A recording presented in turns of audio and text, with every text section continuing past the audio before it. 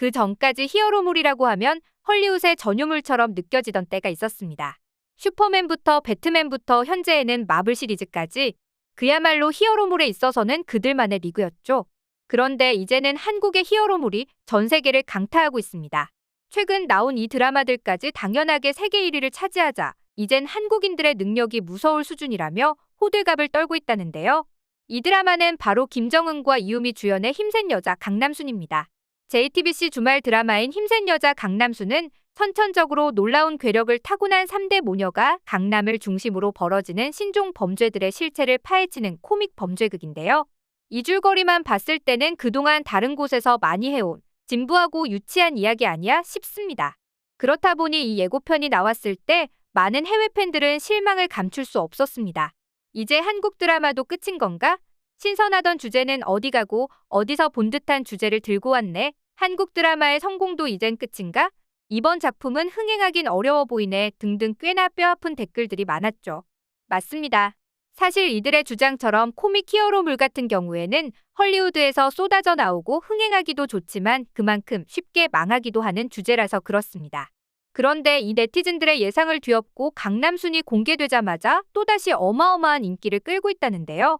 화려한 액션, 비범한 능력을 가졌지만 소소한 일상을 살아가는 인물들의 모습이 강한 인상을 남겼다는 평입니다. 특히 외국 영화에서나 볼 법한 히어로물을 한국 대중 정서에 맞게 풀어냈다는 것이 오히려 성공 요인으로 꼽히고 있다는데요. 일반적으로 해외의 히어로물 같은 경우에는 각 캐릭터의 서사나 인간적인 모습이 부족합니다. 그래서 화려한 액션들을 보면 스트레스는 풀릴지언정 그 캐릭터에 몰입하거나 공감이 되진 않죠. 하지만 한국 드라마의 특징은 뭐겠어요? 바로 각 캐릭터의 인간적인 모습, 뛰어난 감정 묘사 등이죠. 강남순 같은 경우에도 히어로물에 가족애를 넣기 위해 새 모녀라는 설정을 넣었습니다. 그리고 얼마 전 엄청난 대응행을 기록했던 무빙 또한 히어로물임에도 불구하고 가족이라는 소재를 중요하게 배치시켜 감동까지 선사했죠. 그리고 이 두 개의 히어로물이 연이어 성공을 거두면서 우리는 신파라고 비웃던 한국 드라마만의 특색이 전 세계에서 먹힌다는 것을 확인한 셈입니다. 그 덕에 넷플릭스에서 매주 2편씩 공개되는데도 불구하고 해외에서의 반응은 뜨거웠는데요. 예고편만 보고 지루할 것이라고 예상했던 외국인들도 완전 다른 반응을 보여주고 있었습니다. 내가 한국을 엄청 과소평가했네. 바보 같았어. 그냥 한국인들이 만든 영화나 드라마는 닥치고 보자. 그 뒤에 얘기해도 늦지 않는다라며 자신들이 틀렸다는 것을 인정했죠. 하지만 이들의 우려가 꼭 나쁘게만은 보이지 않습니다. 왜냐하면 한국 내에서도 한국형 히어로물에 대한 우려가 많았기 때문입니다. 그도 그럴 것이 초능력을 쓴다는 것 자체가 스토리나 연기력, CG 이 3박자가 받쳐주지 않으면 유치해지고 우스워질 수 있는 장르입니다. 그동안 헐리우드의 히어로물만 성공을 거뒀던 것도 다 이런 이유 때문이었죠. 헐리우드의 히어로물 같은 경우에는 어마어마한 제작비를 바탕으로 CG의 끝판왕이라 불렸습니다. 배트맨 대 슈퍼맨 저스티스의 시작과 캡틴 아메리카, 시빌워 같은 경우에는 무려 2억 5천만 달러, 즉 하나로 3,397억 5천만 원의 제작비가 투입되었다고 합니다. 어벤져스 엔드게임의 경우 제작비가 3억 5,600만 달러, 하나로 약 4,228억 원이 들었다고 하죠. 물론 모든 비용이 CG에 들어가는 것은 아니지만 상당 부분이 CG로 들어가 히어로물은 곧 돈이다라는 말까지 생겼을 정도입니다. 하지만 한국의 경우에는 이런 대작을 만들 정도로 시장의 규모가 그리 크진 않았는데요. 최근 한국 드라마 중에서 가장 많은 돈을 썼다는 무빙만 보더라도 650억으로 헐리우드 작품에 비하면 소소한 편이었죠. 그런데 위기를 기회로 만드는 한국인다운 건지 겸손한 것인지 한국 제작진들은 오히려 미국의 히어로물과는 다르게 예산이 제한적이거나 적다는 점이 오히려 유리하게 작용했다고 말하고 있습니다. 왜냐하면 부족한 예산을 마블과 같은 퀄리티를 내려면 창의력으로 메꿔야 했기 때문이라는 것이죠. 그래서일까요?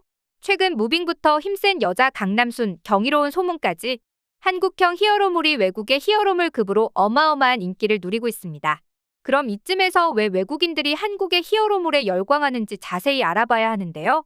그 이유는 역시 연기력이나 스토리는 훨씬 더 탄탄하면서도 CG 또한 퀄리티가 떨어지지 않으면서 화려하진 않지만 굉장히 현실적이기 때문이라고 합니다. 게다가 무빙의 경우에는 에피소드마다 한 편은 10대의 로맨스 같다가 한 편은 마피아 영화 같이 구성해 다음에는 어떤 주제가 나올지 궁금하게 만드는 것도 하나의 전략이었죠.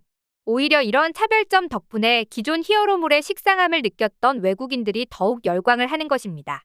과거에는 한국이 로맨스만 잘하는 줄 알았다가 오징어 게임으로 스릴러도 잘하더니 이제는 헐리우드의 전유물인 줄로만 알았던 히어로물까지 섭렵해내자 당연히 외신들도 난리가 났습니다. 미국의 유명 매체 IGN은 한국의 모든 것이 놀라울 뿐 아니라 강력함이 느껴진다. K드라마는 히어로물까지 충분히 해낼 수 있었다. 앞으로 히어로물은 한국에게 달렸다라는 평가를 내리기도 했죠. 이어 포브스도 한국의 히어로물은 호소력 짙은 서사를 담아 계속 흥미를 유발해낸다라고 평가했죠. 외신들뿐만 아니라 일반 해외 네티즌들 사이에서도 한국의 제작비가 헐리우드에 비해 반밖에 되지 않는다는 이야기를 듣자 놀라워하는 것은 마찬가지였습니다. 그리고 이걸 해낼 수 있었던 건 한국이었기 때문이라고 얘기하고 있죠. 그럼 이에 대한 해외 반응을 살펴볼까 합니다. 그 가격에 이런 퀄리티를 만들어냈다고? 한국은 대체 어떤 나라야? 그러니까 헐리우드 영화 하나 만들 돈으로 한국 드라마 5편은 만들 수 있다는 거지? 이 정도면 헐리우드의 예산을 한국에 갖다 줘야 하는 거 아냐? 그럼 우린 더 재밌는 걸 많이 볼 수 있을 거잖아. 이제 슬슬 히어로물에 질리기 시작했는데 딱 맞게 한국의 히어로물이 튀어나오기 시작했어.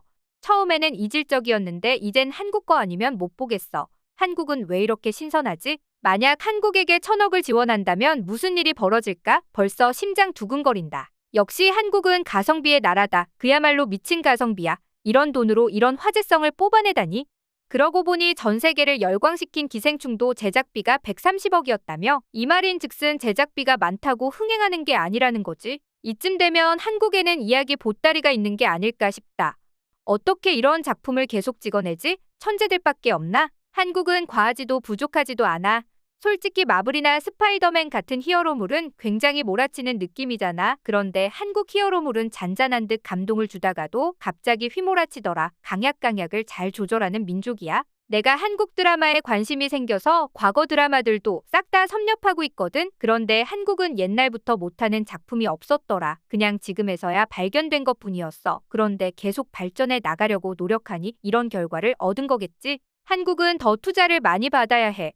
정해진 돈 안에서 끊임없이 노력하니까 말야. 그리고 한국인들은 예산을 낭비하지 않는 것 같다. 오히려 항상 예산보다 작품의 퀄리티를 넘치게 뽑아내네. 난 진짜 놀란 게 한국 배우들의 열정이야. 한국 배우들은 자신이 맡은 배역에 충실하기 위해서 몇 달 전부터 액션스쿨에 다니기도 하고 급격히 체중 감량을 하기도 해. 요리가 배경이면 요리학원은 필수래. 그야말로 배역과 하나가 되기 위해 노력하는 거지. 그 덕분에 우리는 높은 퀄리티의 드라마를 볼 수 있는 거지. 한국인들은 그래도 부족하다는 생각을 한다면서 대체 왜 이렇게 열심히 사는 거야? 이젠 무서울 지경이야. 이렇게 오늘은 한국 히어로물에 대한 해외 반응을 알아봤는데요.